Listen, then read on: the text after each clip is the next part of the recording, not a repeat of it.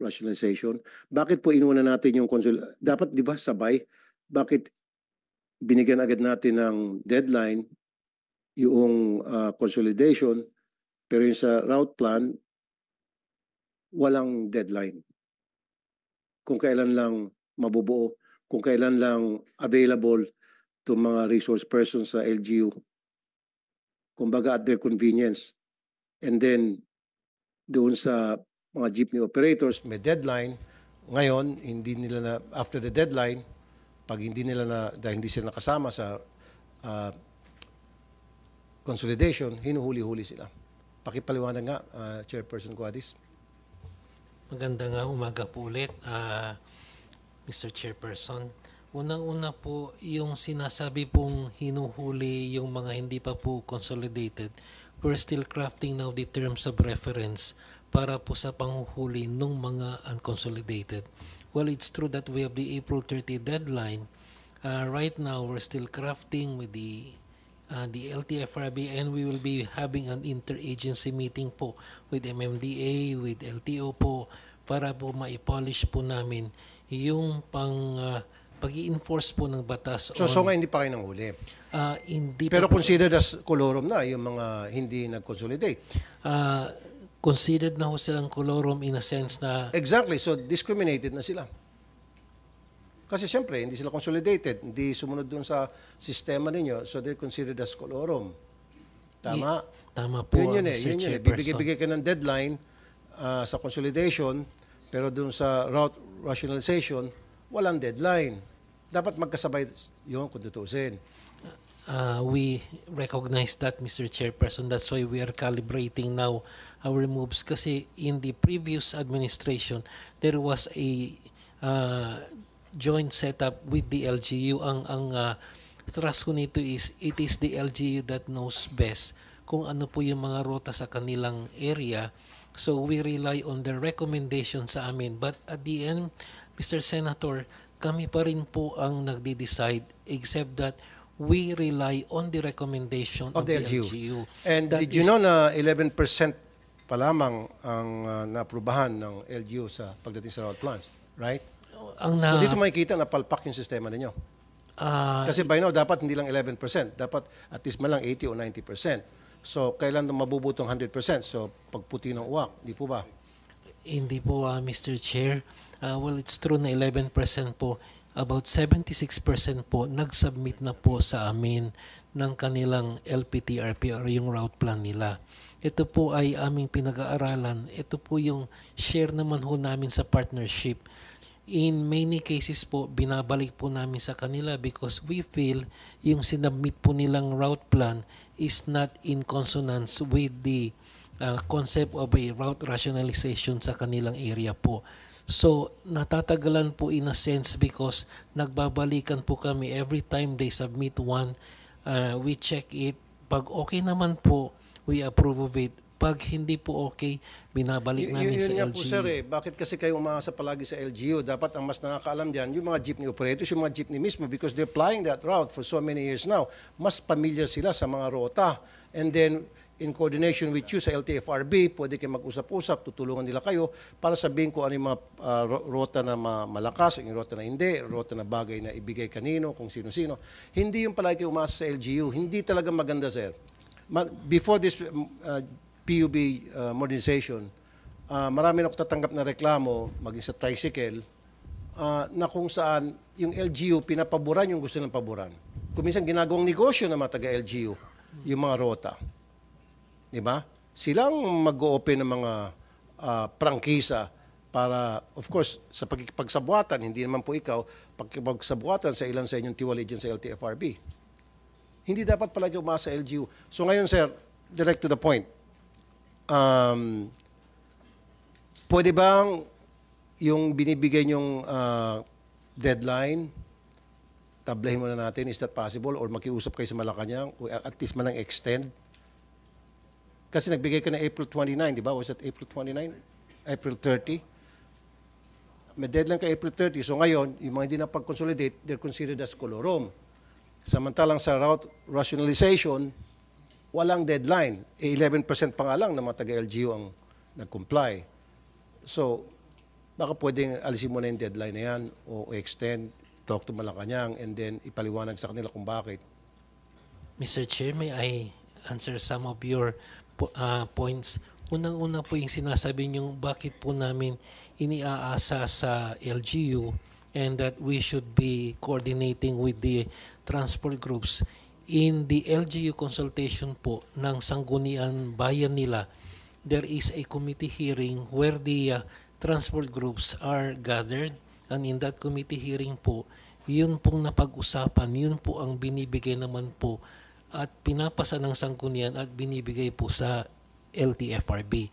Okay. So in effect, Mr. Chair, we decentralize the consultation, pinapaubaya ho namin sa Sangguniang Bayan. Yun naman pong sa issue ng tricycle, Mr. Chair, wala po sa LTFRB yung... No. I just made it as an example na kung saan, example lang yon, na kapag inasa sa sa LGU, yung tungkol sa mga rota, ginagawang negosyo ng mga taga-LGU. Totoo yan, alam mo yan. Huwag na tayo maglukang pa rito. Diba? Yes. Kaya nga sabi ko, si Ms. Simbrano, she did agree with me, na hindi talaga maganda kung iasa na lang palagi sa LGU. Nagsasabuatan yung LGU, pasensya na, LTFRB, DOTR, at ang nadidihado yung mga jeepney operators. Andito si Ms. Simbrano. Ma'am, magandang umaga. Salamat po sa pagpunta muli. Good morning, Mr. Chair. Salamat din sa pag-invite at sa pagkakataong ito na second hearing ng Senate. So kami talaga mula Kongreso hanggang dito nakikipaglaban sa kaba at kahirapan para lang makag-flight papunta dito para maisigaw yung aming problema at may paabot sa Senado. Kaya napakalaking pasasalamat namin, Mr. Chair, na nakaabot kami dito sa Senado ngayon. So gusto kong ilapag ulit at paninindigan na ang LPTRP ay kasabwat at connivance talaga LTFRB DOTR. Kasi ito ang pagkakalam ko sa simpleng bilang ordinaryong tao. Ang programang ito ay binubuo ng LGU, DTI, Security Exchange Commission, CDA, LTFRB, DOTR, at saka yung mga modernized group o kung mga transport group na sumasang-ayon sa modernization. Yon ang pagkakaalam ko sa istorya ng modernization na to. So kaya yung programa at plano na ginagawa nila ay talagang magsisilbi sa personal na interes nila. Ikalawa, yung LPTRP sa Bacolod, hindi yon pinag-aralan. Alam yan ng dating konsihal, si Konsihal Dindo Ramos, na ina-approve lang yon sa Sangguniang Panglungsod ng dahil sa kagustuhan ng mga modernized group na i-approve ang loan sa Land Bank. Kasi number 1 requirements yung LPTRP sa loan ng Land Bank para makapag-loan ng mga bagong sasakyan. Pero sa totoo lang, ang programang ito ay nakaikot lang doon sa mga ahinsya ng gobyerno na tinutukoy ko na. So, sila lang yung nagkuro-kuro sa programa. Talagang hindi ko alam yon. 2017, 2006 pa akong nag-operator. Hindi ko alam ang programa sa ground. So, ang napilitan na lang kaming tumindig. Mag-organisa sa sarili namin para may paglaban at maisigaw yung aming mga karapatan. Kasi walang makikinig na gobyerno. Ang sa Bacolod ngayon, mula 2022, 2023, hanggang ngayon, sa 2024, ilang bisis na kami nag-represent. Doon nag-appearance sa Sangguniang Panglungsod. Yun ang sinasabi ni Chairman Guades na binabase niya doon sa approval ng Sangguniang Panglungsod at mga transport group. Sino? Sa Bacolod, yung Asinso Cooperative na binubuo ng Stone at Bibakda na mga tauhan ni Mayor Albi. Yun ang pinapakinggan ninyo. Wala kami doon.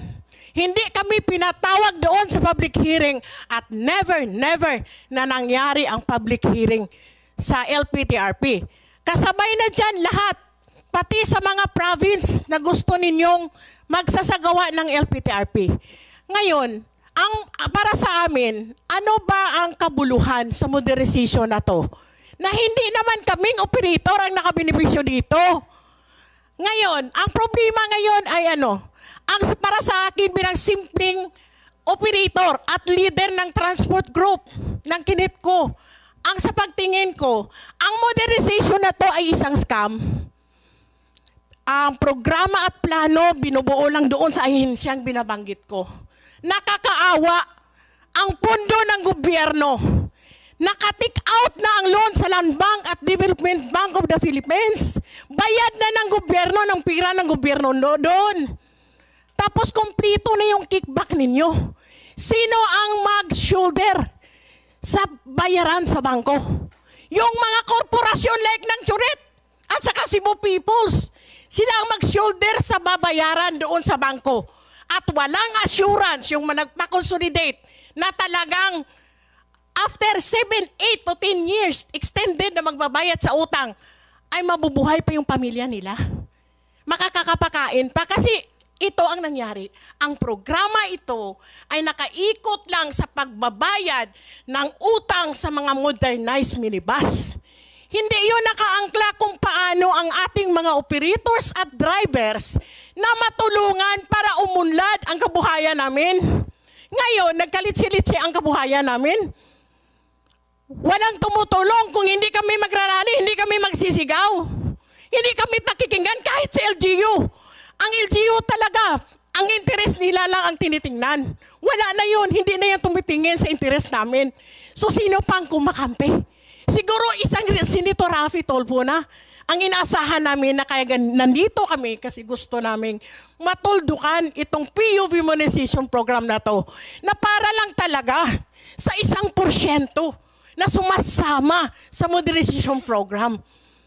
Ang akin lang, kahit babalikan natin sa ground, Mr. Guadis, Mr. Ortiga, hindi kayo nakaranas, hindi nyo dinanas ang hirap ng sugal ng buhay na wala kaming rehistro, wala kaming insurance, nang dahil sa ginagawa ninyong pananakot.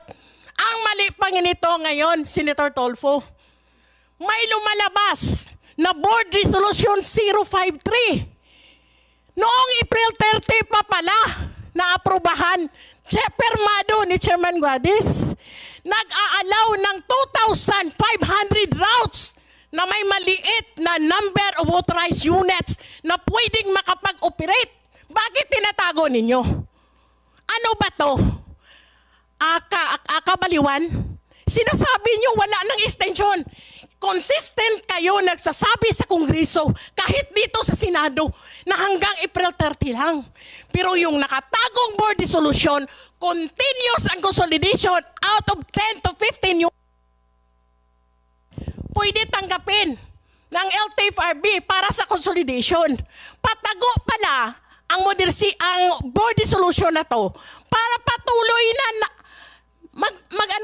mag-maneuver na i-reach out yung 81% na consolidation to justify the President BBM na suportahan ang programa nila. At suportahan ang pag-phase out sa aming mga traditional jeepneys. So ngayon, nakatago pala yung board resolution. Inilagay ninyo ang public safety, public interest ng ating mga commuters. Inilagay ninyo sa alanganin ang mga buhay namin at pangkabuhayan namin na pwede naman pala kaming makapagbiyahe without any need of consolidation application.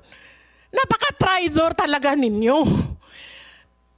Inaano kami, para sa akin, parang personal na bilang operator, napakasakit sa amin nangyari yun. Tapos, libo-libo na mga interes ng mga operator, okay, kabuhayan, sir. Ma'am Sobrano, okay, thank you. Thank you. Well taken yung point ninyo. Chairperson Guadis, ano itong 053 board resolution na tinago sa kanila, hindi malinaw sa kanila? Mr. Parang Chair, sinekreto nyo po. may I be recognized? Unang-una po, Mr. Chair, yung board resolution na yan, nasa website po ng LTFRB. From the time we enacted it in April 30, nakalagay po yan. Number 2, ano po ba yung board resolution na yan? May mga rota po tayo sa probinsya na 1 hanggang 4 lang na jeep ang bumabiyahe. Ito po yung babiyahe ng umaga, babalik ulit ng hapon. Ang concept kasi ng consolidation, Mr. Chair, is there should at least be 15. May mga areas po sa aming paglilibot po na talagang 1 lang o 2 lang yung bumabiyahe. In these areas na recognize namin yan, if we require them to consolidate, wala hong patutungan yun dahil talagang kukunti. So, on those instances po, we exempted them from consolidation. However, identified po yung jeepney operator at saka yung rota. And they are part of still of the consolidation. Ang na-exempt lang sa kanila yung pagbuo ng kooperatiba. They are still required. Kasi sir, kukunti talaga yan. 1 hanggang 4 lang yung mga nagbiyahe. Marami ho niyan sir sa mga liblib na lugar sa ating mga probinsya. And nakasaad po sa board resolution kung ano po yung mga rota at kung ilan po ang mga bumiyabiyahe from 1 to 4. It's a 16-page annex po na nakalagay doon sa mismong board resolution. Halimbawa, rotang A to B, 2 ang nakalagay lang. And then identified kung sino yung mga jeep operators na yon na nandoon sa rotang yon po. So, hindi po totoo na tinago namin yon. Nasa website po namin yon. In fact, doon po nila nakita sa website namin. Okay. Tulad sinasabi ko dito noong pa during the last hearing, wala akong problema sa PUB modernization basta't walang nadidihado rito, walang nalalamangan. Ang nangyari, kulang ata kayo sa information dissemination, kaya may mga tumututol, hindi sapat na kaalaman na ibibigay nyo sa kanila. Nabanggit na kanina, 392 million din yung nagamit. Dapat ito gastos nyo para ibigay alam sa lahat ng stakeholders tungkol sa modernization program na gusto niyo ma-implement. Now, si Ms. Sembrano ay kasama sa grupong Kabakod. Tama, ma'am? Okay. What will it take? Ano pong dapat gawin ng gobyerno para kayo po ay mapapayag na umanib na sa PUB modernization program ng ating pamalaan? Ang sa akin po, Senator, as of now, para sa akin, kahit nandoon na sa programa at nandoon na ang mga modernization sa mga grupo, iba't ibang kooperatiba at korporasyon. Sa nangyari sa Region 6, 3 kooperatiba may suspension order na from CDA. Tapos, yung Churet Corporation, maraming kaso to. 38 counts of carnappings, may 11 counts of carnappings, may pag-angkin na sa kanilang mga mag-aari ng mga sasakyan nila. Then, ang Cebu Peoples, yung nasa Cebu, based na kooperatiba, umangkin ng ruta at saka franchise doon sa Bacolod. So, nagfa-file din ng cancellation and revocation ng kanilang consolidation. So, ibig sabihin, para sa amin, ang nangyayari ngayon sa Region 6 lang per se, kailangang sagipin ng gobyerno. Dahil maraming mga prangkisa at kambuhayan ng ating mga operators ang mawawala at mapunta ng pagkalugi. So, para sa akin, kung pwede sana i-stop or i-suspend muna itong programang to at pag-aralan muli ng gobyerno, hindi lang DOTR at saka LTFRB, baka yung Senate or ang Kongreso yung mag-aral nito, i-suspend muna ito. While ang ating mga operators pwede pa nating maisalba pa yung papunta ng pagkalugi ang mga kooperatiba at korporasyon. So ang aking resolution, ang aking talagang hilingin sa iyo, Mr. Chair, gusto namin na papayagan natin muna yung existing na may mga prangkisa na mga traditional jeeps no, na magpapapasada, ipa-renew, ibalik muna ang aming 5 taong prangkisa at i-renew ito para makapag-renew ng rehistro at saka insurance at ma-insure natin bago magbukas ang klase, ang serbisyo at ang supply ng ating mga sasakyan kasi mag-open na ang klase. While inaano pa natin, gigisahin pa natin itong modernization na to. Kasi kami sa Region 6, kasama ko din yung Western Visayas, no to PUV Phase Out Coalition, maninindigan talagang failure ang consolidation sa buong Region 6.